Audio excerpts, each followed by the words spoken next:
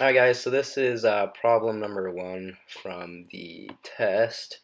So as you can see, we're going to need to find our radiuses. So we just take the observed minus the source, and that gives us the radius for the q minus charge and the radius for the plus q 2q charge.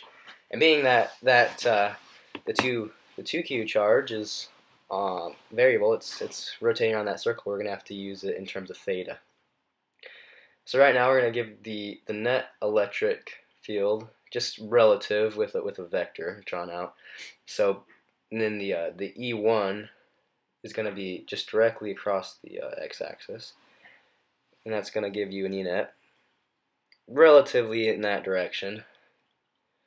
And remember, in terms of theta for the second radius. Now what we're going to need to do is get our unit vectors for the radii.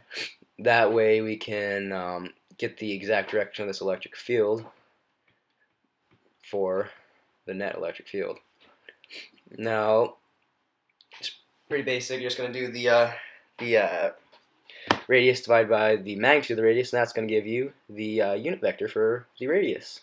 And we're going to do this for each radii, like I said. So for the electric field, of the first one, it's going to be 1, 0, 0. And for the second one, the same thing, magnitude of it. And if we take the vector, and if you look at for the magnitude of this vector, obviously it's going to be just r, because when you square sine and cosine, that's going to be 0. So divide by the magnitude r, which is going to give us negative cosine theta minus sine theta, and 0 in the z direction, because there is no z direction. So here's our two unit vectors. Now we can apply this to Coulomb's law. So E net, and this is going to be superposition right here, E net is going to equal the net electric field at position 1 plus the electric field of the second electric field, and that's going to give us our net electric field.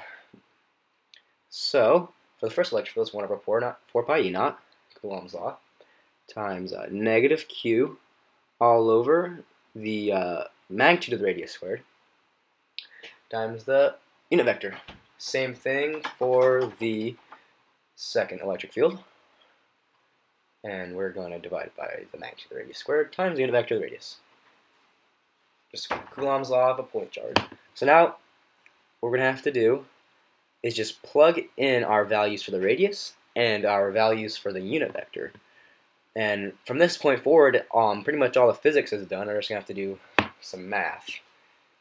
So what that's going to be is the unit vector is, it's going to be 1, 0, 0. That's the unit vector for the first one. And for the second one, it's going to be 1 over 4 pi E naught. Same thing, 2q all over r squared, because that is the radius around the circle. All of that times unit vector is negative cosine theta, negative sine theta, and 0 in the z direction. So now what we're going to want to do is factor out the 1 over 4 pi E naught and the q over r squared. If we factor that out, we will get, we're going to get q over r squared. Okay, so for the first portion, you're going to get negative 1/2 times that unit vector plus 2 times this unit vector. There goes sine theta, sine theta. So this point forward, it's just simple simplification, and we can continue to simplify this. 1 over 4 pi E naught q over r squared. Now, what it comes down to is that there. Did you even listen to me? I heard you. Pretty much lost myself.